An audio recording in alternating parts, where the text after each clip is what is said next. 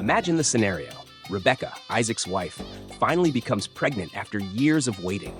The joy that fills her home is palpable, as this pregnancy is a sign of the continuation of the promises made to Abraham. However, something unusual begins to happen. Rebecca feels that this pregnancy is unlike any other. It's not just the typical discomfort of carrying twins, but something that deeply unsettles her. As the months pass, the restlessness in her womb increases. Every time she walks past certain places, such as a house of idolatry, one of the babies seems to stir violently, as if wanting to come out. But the strangeness doesn't stop there.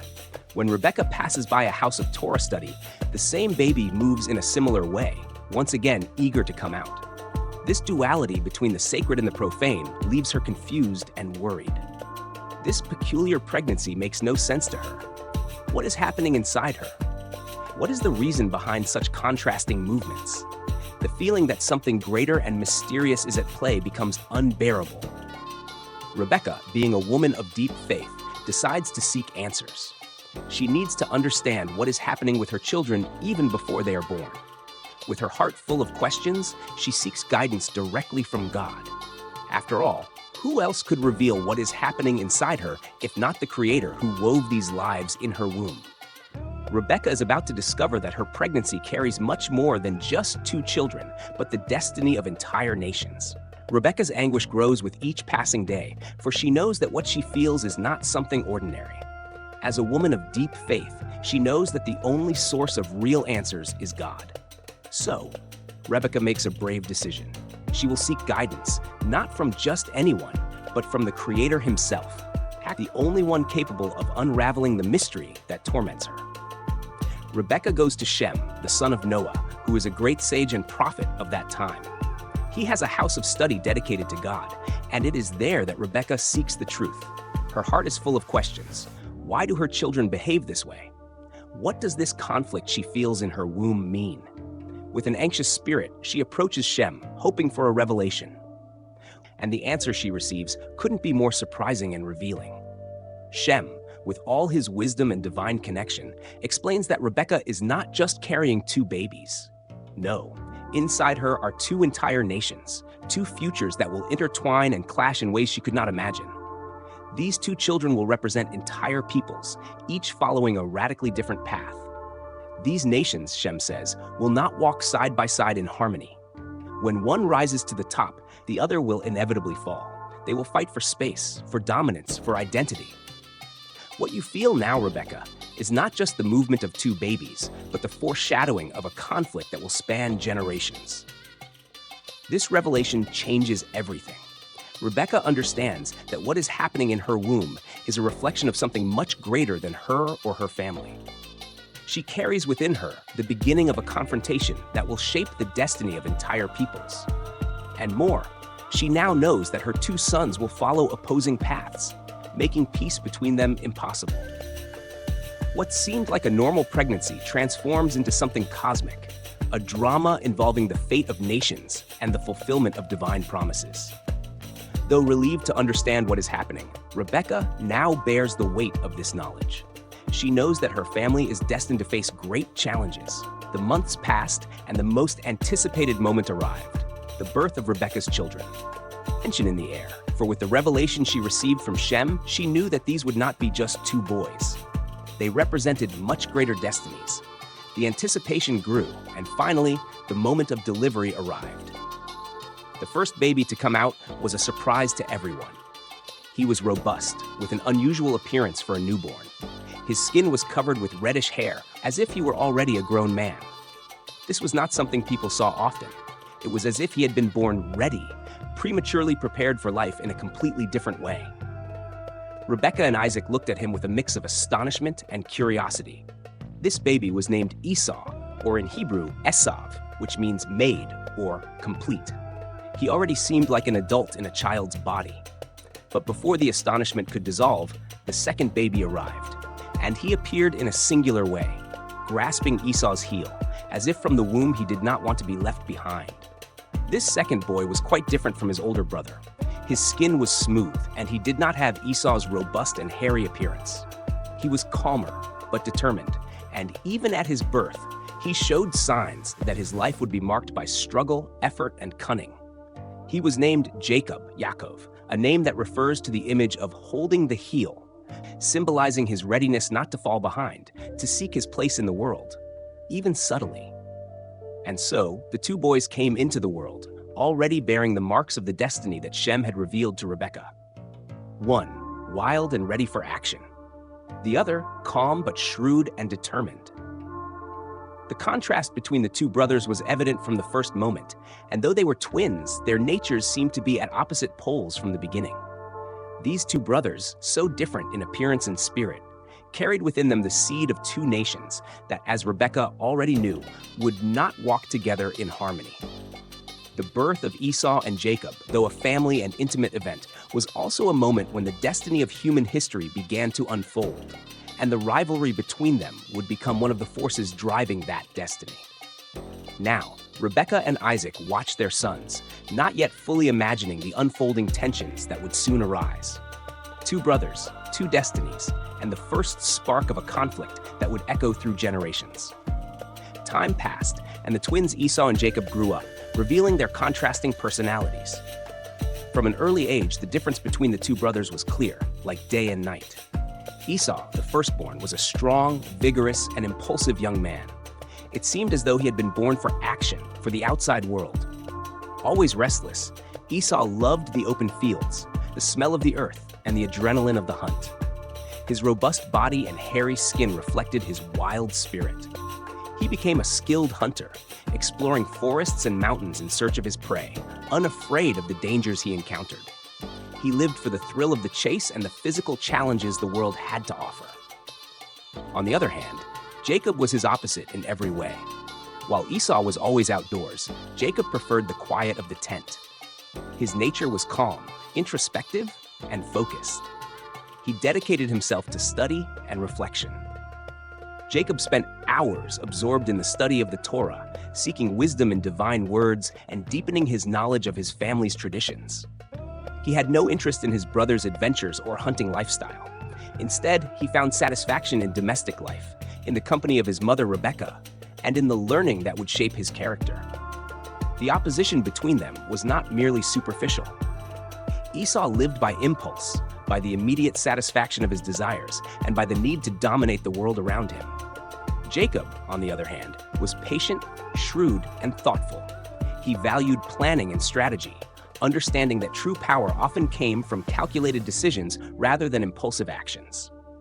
These differences soon reflected in how each saw the world and their role in it. Esau seemed unconcerned with the future, focused on the present and his own pleasures. Jacob, even from a young age, understood that his destiny was intertwined with something greater, something spiritual, and this shaped him profoundly. The contrast between the two was so great that although they were twins, they seemed to belong to completely different realities. On one side, Esau, with his relentless energy and hunger for the physical world. On the other, Jacob, with his quiet pursuit of wisdom and connection to the divine. And so, the seeds of a rivalry began to be planted, though silently. Two brothers, two natures, each following a path that would lead them to radically different destinies. The battle between the physical and the spiritual, between impulsiveness and reflection, was already underway, though neither yet realized how deeply their fates would intertwine in an inevitable future. As Esau and Jacob grew, it wasn't just their personalities that diverged, but also the way their parents viewed them. In the household of Isaac and Rebekah, the difference in treatment between the two brothers became evident, and this family dynamic would shape the events to come. Isaac, the patriarch, had a clear affinity for Esau. He admired the strength and determination of his firstborn. To Isaac, Esau represented the ideal of masculinity and independence. It was as if, through Esau's vigor, Isaac relived the adventurous spirit of his ancestors. Esau was the hunter, the provider, the one who brought game home, and Isaac liked that. There was something about the way Esau handled the physical world, with his courage and skill, that won his father's heart. But it wasn't just admiration. Esau knew how to win Isaac's favor. Every time he returned from hunting, he brought the tastiest game for his father, offering him the wild meat that Isaac loved. This generosity, Or perhaps Esau's cunning in using the hunt to secure his father's preference further strengthened their bond. However, what Isaac didn't realize was that Esau often obtained these gifts through deceit and lies. He didn't always hunt fairly. Sometimes he stole, but he hid this truth from his father, maintaining the facade of a devoted son. Meanwhile, on the other side of the household, Rebekah saw something different in Jacob. To her, Jacob was the son who carried wisdom, the one who had a special connection with God. There was something pure and true in his dedication to study and spirituality. Rebekah loved Jacob unconditionally. While Isaac's love for Esau was, in a way, tied to his son's actions and the physical gifts he brought, Rebekah's love for Jacob was absolute, requiring no grand gestures or proof. She saw in him the future of her family, the continuation of the divine promises. This family division ran deep, though silently. The brothers may not have immediately realized the impact, but the parents knew. Isaac, enchanted by Esau, seemed blind to his flaws, while Rebekah, knowing the prophetic destiny of her sons, kept her eyes firmly on Jacob. It was as if each parent was shaping the fate of their children in their own way, without fully understanding where these choices would lead. Isaac's favoritism toward Esau and Rebekah's unconditional love for Jacob laid the groundwork for a growing tension. In each parent's heart, the seed of a future conflict had been planted, one that would eventually erupt in an irrevocable way. Two brothers, loved differently, followed different paths, but the unfolding of this unequal love would soon bring unpredictable consequences.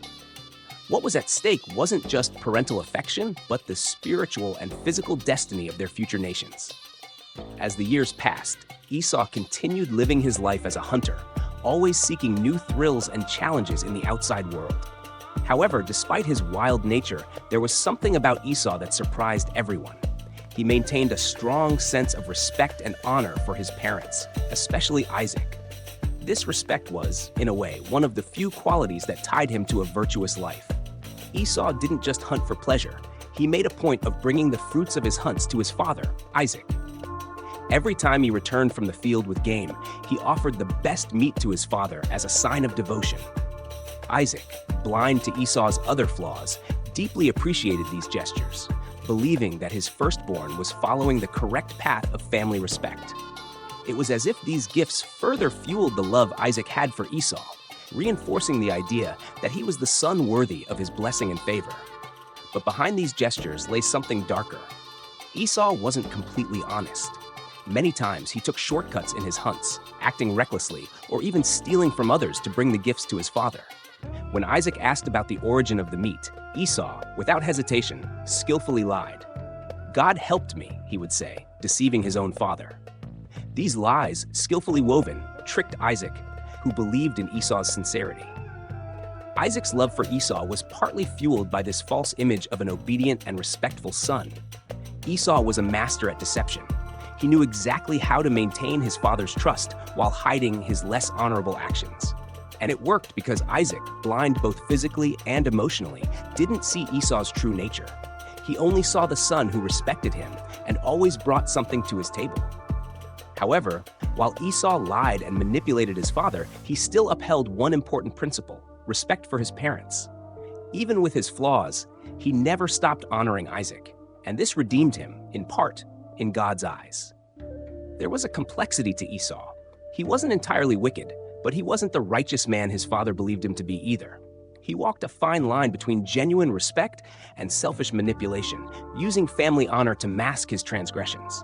Meanwhile, Jacob, who spent his days studying and living a quiet life, silently observed this dynamic. He saw how Esau managed to deceive their father, and though he never said anything, he knew the truth would one day be revealed. Rebekah also noticed Esau's flaws and the lies he told, which only strengthened her conviction that Jacob was the true heir to Isaac's spiritual legacy. Thus, the respect Esau showed his parents became a paradox in his life. He honored them, yet he deceived them. This duality between respect and deceit would continue to shape the events that were about to unfold, leading everyone to an inevitable confrontation. Isaac's love for Esau, based on a distorted truth, and Jacob's silent observation were the perfect ingredients for the family drama that was about to erupt. While Esau continued to live according to his own impulses, another major change was approaching in his life. Marriage. At 40 years old, following the example of his father, Isaac, Esau decided to marry. In the culture and customs of the time, this was a significant age, and marrying at this stage in life represented an important step towards solidifying his position as the family's firstborn. However, what should have been a celebration of family continuity and honor became a new point of tension and tragedy in the household of Isaac and Rebekah. Unlike his father, who married Rebekah, a righteous and devout woman, Esau chose wives who were anything but aligned with his family's values. He married Canaanite women from neighboring tribes who did not share the monotheistic faith of his family. On the contrary, these women practiced idolatry, and they didn't hide it. As soon as they entered Isaac and Rebekah's home, the atmosphere changed drastically. Esau's wives began to bring their idolatrous customs into the house. They burned incense to their gods, erected pagan altars, and engaged in rituals that were a direct affront to the faith of Abraham, Isaac, and Jacob. The smell of idolatry began to permeate every corner of the house, corrupting the sacred air that once filled it.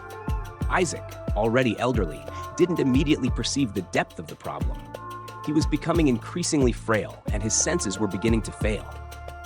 Rebekah, however, felt the weight of this change immediately. She watched with growing concern as idolatry contaminated her home, a place that was meant to be consecrated to God. However, the strength of tradition and respect for Esau's choice made her remain silent, at least for the time being. Over time, the effects of these idolatrous practices became visible even to Isaac. The constant smell of incense, the shadows of rituals, it all seemed to act like a thick cloud over him. Jewish tradition suggests that this negative influence was so powerful that it contributed to Isaac's physical blindness. The smoke of idolatry symbolically obscured his vision, both in a literal and spiritual sense. Esau's decision to marry idolatrous women was not just a matter of religious incompatibility. It was a clear sign of his disregard for his family's values. He didn't care to follow the path of Abraham and Isaac, and his decision to bring idolatry into their home only reinforced his disinterest in the spiritual legacy. He continued to live impulsively, without concern for the greater implications of his choices. As Rebekah observed all of this in silence, a certainty grew in her heart. Esau could not be the heir to God's promises. He was not the son destined to continue the sacred covenant made with Abraham. That role, she knew, belonged to Jacob. And as time went on, Rebekah began to quietly plan how to ensure that the son who truly deserved this legacy would be chosen. Thus, Esau's marriage, which should have been a moment of family growth and consolidation, turned into yet another stage of separation. The idolatry and Esau's disregard for his family's faith cast a shadow over the future, and the distance between the two brothers, already clear in their personalities, now deepened even further on a spiritual level. The sun was already setting when Esau, exhausted after a long day of hunting, returned home. His clothes were stained with sweat and dust, and hunger consumed him. His steps were heavy, his body tired, and all he could think about was a hot, satisfying meal. As he approached the tent, the smell of something cooking filled the air. It was a lentil stew, prepared by Jacob, who was sitting calmly in his tent. Without thinking twice, Esau went straight to his brother. "Give me some of that stew," he exclaimed, almost begging. Hunger blinded him, and he couldn't think of anything other than satisfying his appetite. Jacob, observing his brother with calm, knew that this moment held more significance than Esau realized. Since birth, the tension between the two had always been present. Jacob was the more shrewd of the two, and he knew Esau didn't value the birthright, the privilege that entitled him to lead the family and inherit their father's spiritual blessing.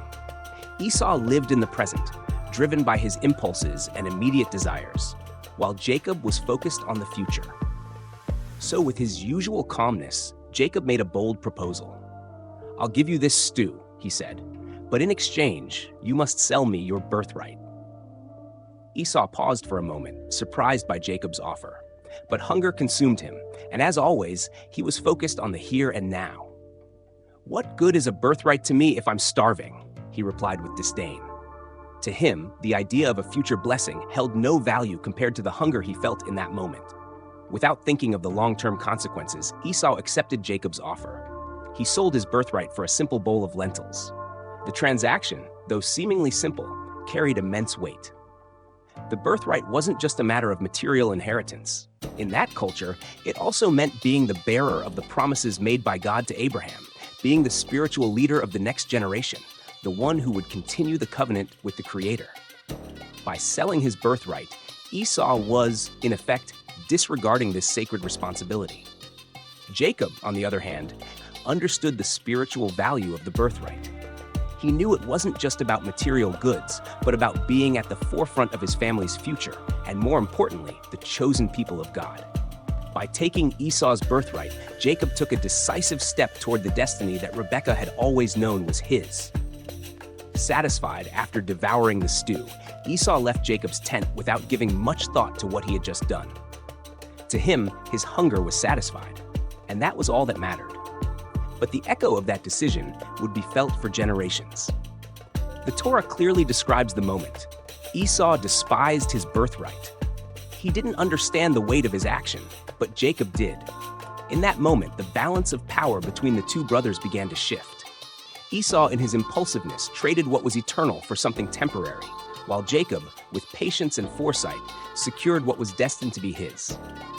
The path to Isaac's great blessing was now open, and Jacob was one step closer to claiming his place as the rightful heir to the divine promises. The years had passed, and Isaac, now old and blind, knew that his time was running out. As the patriarch of the family, he had a sacred duty to fulfill, to bless his firstborn and pass on the leadership and the divine promise that God had made to Abraham. To Isaac, the natural heir to this blessing would be Esau, his favorite son. He admired Esau for his strength and skill as a hunter, seeing in him the power needed to lead the family. Feeling that his end was near, Isaac called Esau to his tent. "My son," he said in a weakened voice, "go to the field and hunt an animal for me. Prepare the game the way I like it, so that I may eat and bless you before I die." Esau, filled with pride and excitement at the thought of receiving his father's blessing, immediately set out to hunt. What Esau didn't know was that Rebekah, always attentive to the family's happenings, was listening. Ever since the prophecy she received while carrying the twins, she knew that Jacob was the true heir of the divine promise, and this moment was crucial. With speed and determination, Rebekah called Jacob. "Your father is about to bless Esau, but that blessing is rightfully yours. Listen to me. Go to the flock and bring me 2 goats. I will prepare the food your father likes, and you will go to him, pretending to be Esau, to receive the blessing." Jacob hesitated. He knew his father was blind, but the fear of being discovered terrified him. "What if he touches me?" Jacob asked. "Esau is hairy, and I am smooth. He will know it's me, and I will bring a curse upon myself, not a blessing." Rebekah, confident in the destiny she knew belonged to Jacob, replied, "Let the curse fall on me, my son. Just do as I say." So Rebekah covered Jacob with the skins of the goats to make him appear like Esau. She dressed him in his brother's clothes, which carried the smell of the field, and prepared Isaac's favorite meal. Jacob, now disguised, entered his father's tent with a pounding heart. "Father," he said, trying to imitate Esau's voice, "I have brought the game. Eat and give me your blessing." Isaac, suspicious, asked, "How did you find the game so quickly, my son?" Jacob, now entangled in the lie, answered, "The Lord your God brought it to me." Despite the answer, Isaac was not fully convinced. He asked Jacob to come closer. When he touched him and felt the hairy goat skins, he exclaimed, "The voice is Jacob's, but the hands are Esau's." With that, Isaac's doubt faded, and he ate the meal Jacob had brought. After the meal, Isaac blessed Jacob, believing him to be Esau. He said, "May God give you the dew of heaven and the richness of the earth, and may nations serve you. Be Lord over your brothers, and may the sons of your mother bow down to you." The blessing was given. Jacob's destiny as the heir of the divine promise was sealed. As Jacob left the tent, Esau returned from the field, bringing the game his father had requested. After preparing the meal and entering the tent, unaware of what had happened, Esau said, "Father, rise and eat your son's game so that you may bless me." At that moment, Isaac's heart sank. He realized he had been deceived. "Who are you?" Isaac asked in shock. "I am Esau, your firstborn," he replied proudly, still unaware of what had occurred. Isaac trembled violently. "Then who was it that hunted and brought me the meal before you? I blessed him, and indeed he will be blessed." The reality struck Esau like a blow. He cried out in desperation, pleading with his father, "Bless me too, father." But it was too late. The blessing had been given to Jacob, and it could not be taken back. "Your brother came deceitfully and took your blessing," Isaac said. Filled with anger and heartbreak, Esau felt the weight of betrayal. He had not only lost the birthright, but now the blessing his father had intended for him. What was left for him? And with that, the rivalry between the brothers intensified. The destiny that Rebekah had foreseen was unfolding, and the tension between Jacob and Esau would soon reach a breaking point, with consequences that would echo for generations. Esau was devastated. The cry that echoed through Isaac's tent was one of deep pain, of an irreparable loss. "Bless me too, father," he implored, his voice trembling with despair. But Isaac, still shaking, knew that destiny had taken an irreversible turn. The blessing, once given, could not be taken back. Jacob, the younger brother, the one who had grabbed Esau's heel at birth, had secured what Esau had so carelessly despised, the right to be the spiritual leader of the family and heir to the divine promises. With tears in his eyes and his chest burning with frustration, Esau confronted the reality of his own carelessness. He had traded his birthright for a bowl of lentils, believing it wouldn't matter. And now, the blessing, something he had always taken for granted, had been stolen from him. There was no going back. The disdain Esau had shown for the spiritual responsibilities that came with the birthright had come back to haunt him. Isaac, feeling the weight of the situation, tried to offer Esau a secondary blessing. "Bless you," the old patriarch said, "but your life will be different. You will live by the sword and serve your brother. However, the time will come when you will break free from his yoke." It was a bitter blessing, a shadow of the promise Esau had hoped for. He would have power and strength, but he would live in the shadow of Jacob, the brother who now became the heir of the chosen lineage. Esau's anger only grew. He felt that his brother had deceived him, that fate had cruelly been ripped from his hands by Jacob. In the heat of his resentment, Esau made a vow.